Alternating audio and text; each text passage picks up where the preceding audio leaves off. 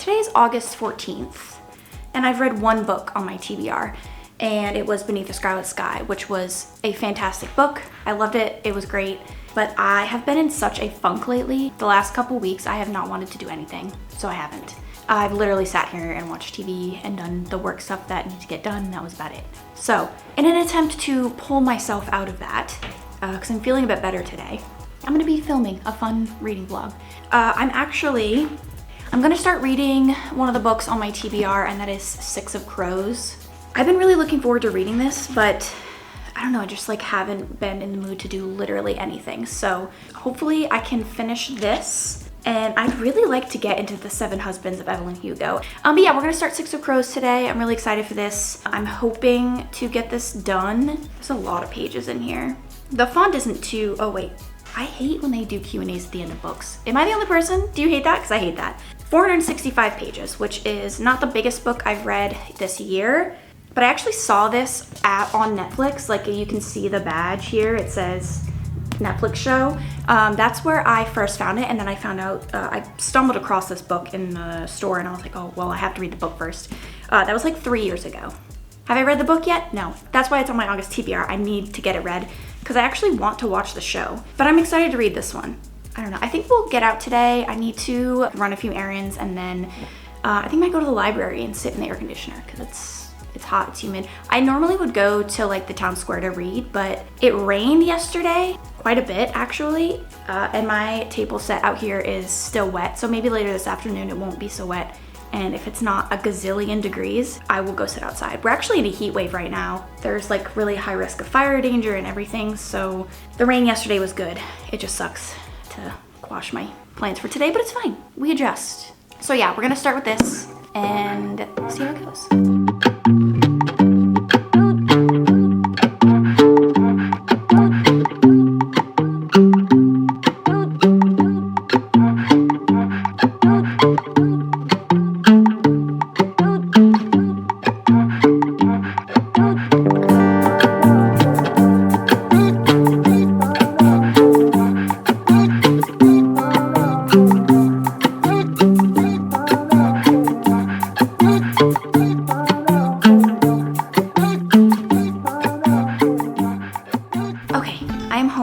I did end up at the library finding The Count of Monte Cristo, and it is larger in person than I thought that it would be. And the font is pretty small, so it is 1,243 pages. Yeah, that's gonna be a tough read for me.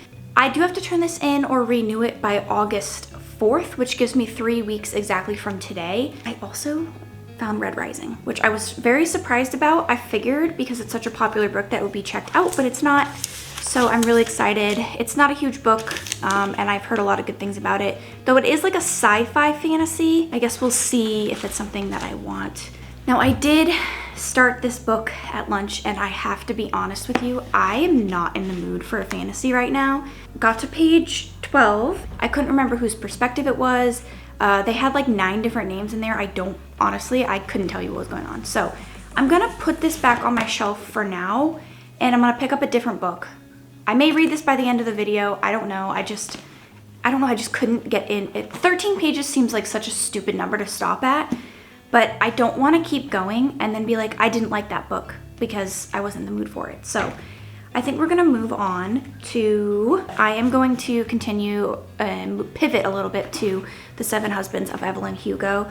I think I'm in a historical fiction zone right now just because I came off of 2 historical fiction novels in the last few weeks, which was The Nightingale and Beneath the Scarlet Sky. So we're gonna try this, see how it goes.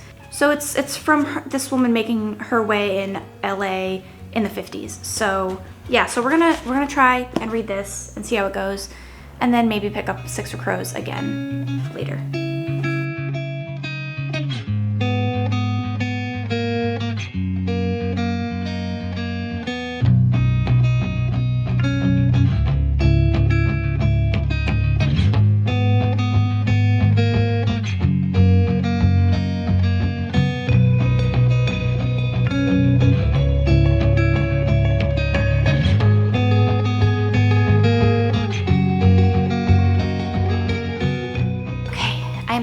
lunch and I am on page 57. I didn't get to read much there. The waiter seemed like he wanted to push me out, which is fine. I get it. They're at a restaurant, whatever. So yesterday I left off at about page 40. It was when she first ends up with Ernie Diaz. They kind of talk about her marriage to Ernie Diaz. And now they're on Dawn Adler, chapter 8. I do have to say, I think I figured out like the plot twist in like the first, like as soon as she met Evelyn to meet with her to write for her. I think I figured it out. And they've already mentioned something like ominous or whatever twice, and I think I know what it is. I hope it's not that because that would suck.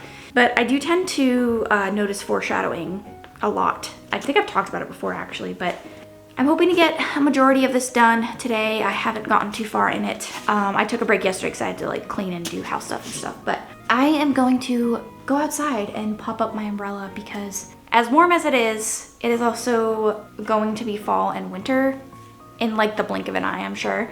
And I really haven't sat outside that much this year, so we're gonna go outside and hang out.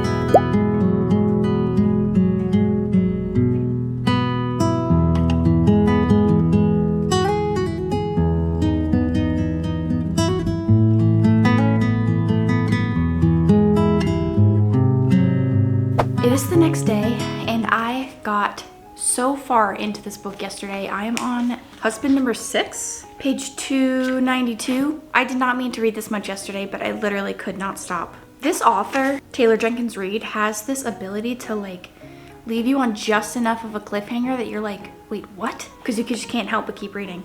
When she got married to her second husband, she had said, you know, it's the first time she really felt love, and you can't help but love the character, but you also like want to hate her a little bit because she's such a manipulative person, but she's so calculated in what she chooses to do and what she chooses to say and all of that.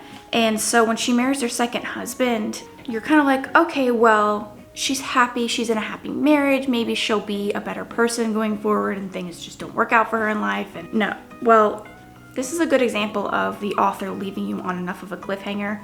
The last sentence in one of the chapters, the chapter describing her wedding to this guy, is, we were married for 2 months before he started hitting me. And I read that and I was like, oh God, you can't help but feel for her, but you want to hate her. And that's just kind of how she is. You can definitely tell like she does have a lot of character development, and she's like starting to realize what she's done and it wasn't worth all of it and all of the fame and everything. So I am on husband number 6. He is the French director that directed her in her first film where she was basically completely topless. I'm not going to give away any spoilers because there's a lot that I could easily just be like, and then this happened and that happened, but I'm trying not to do spoilers. So we are on chapter 52, page 293, and this book is done at, I just ruined the ending for myself. 385 pages. I think I just ruined the ending for myself, and I think I was right the whole time. Yeah, so a little less than 100 pages. I'm definitely gonna get this done today, and I'm trying to decide what I wanna read next. I think I will take Me Before You by Jojo Moyes with me. Not a huge book too, so I could probably easily get a good chunk of that done today too. I'm gonna leave Six of Crows on my shelf and maybe come back to that at some point. So, all right, I will check in probably once I've finished 7 Husbands of Evelyn Hugo. Okay, I've officially finished, and I was not gonna give this more than 4 stars because it's a really great book. I really like the author's prose, and it was kind of an easy read. I did not want to put it down at times, so I was just gonna go flat 4 star, and then the twist at the end that I thought was gonna happen did happen. However, right before that, something else happened that I did not see coming at all. I actually had to reread that part because I was like, hold on a second, what? Wait, what? I don't understand what's going on. So I reread it and I literally was just like, holy crap. So I have one more book off my TBR. I can edit.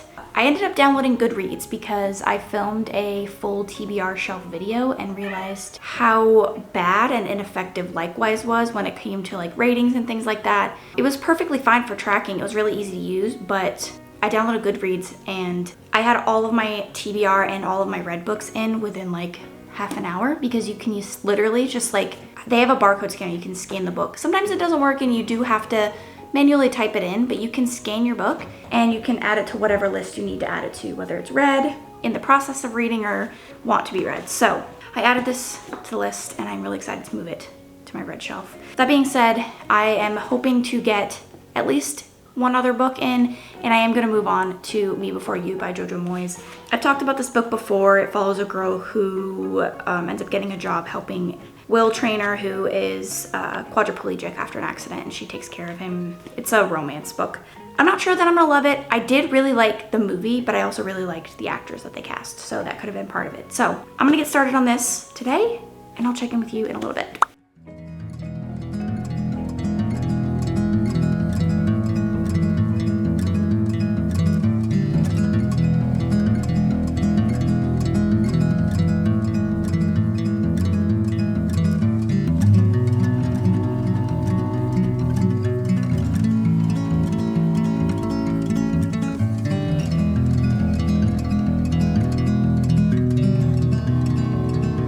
So I'm about at page 155, which is kind of my goal. Apparently my landlord forgot to pay the water bill, so I had to deal with that for a little bit this afternoon, but it was fine. And so I'm making dinner. I'm actually hoping I can read a little bit more tonight. It's definitely still slow, but the story is definitely like coming along. I think it's starting to get interesting, and they're really starting to get into the heart of the story.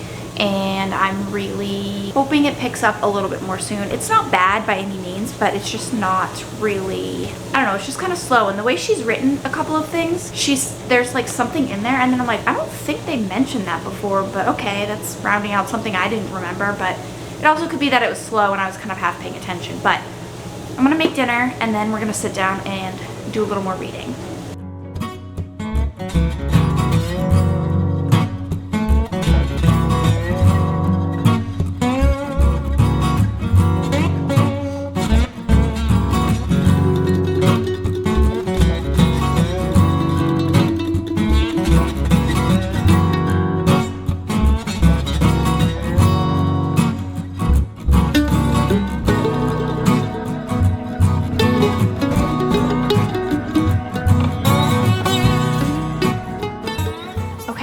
I'm officially done with Me Before You.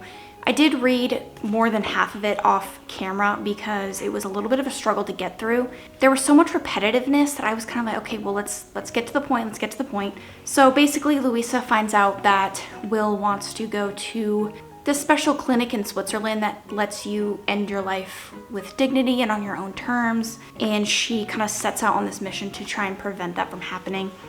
There was a lot of subplot too. Her boyfriend is not a good person. Her relationship with her sister is really complicated, but you can see that they kind of grow close at the end. From screaming at each other to kind of growing close at the end. It was really nice to see.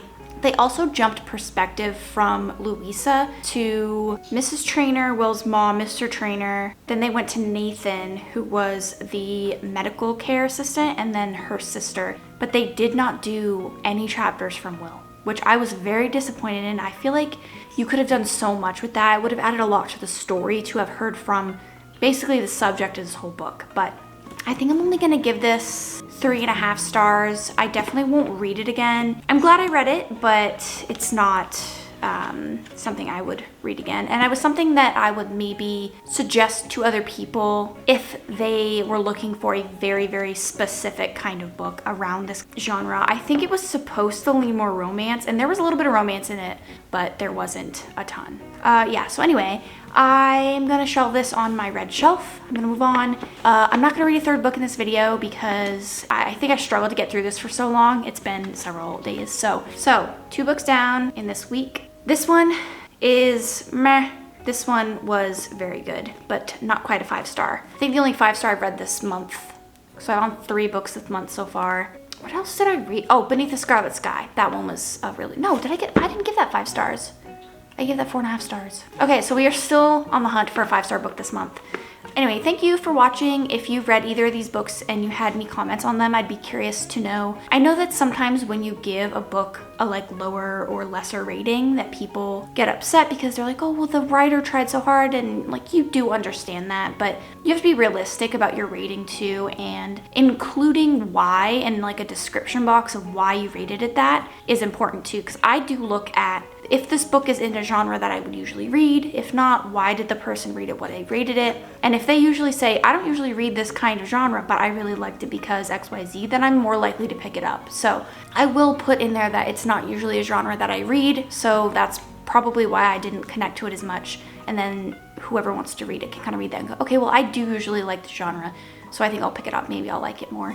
And it has pretty good ratings. It has like it has over 4 stars, so it's possibly just me. But anyway, we're gonna move on. We're gonna read more books. It's only the 19th, so I'm hoping to get at least another 2 books in this month. So we will see how that goes. All right, thank you for watching. I will see you next time. Bye.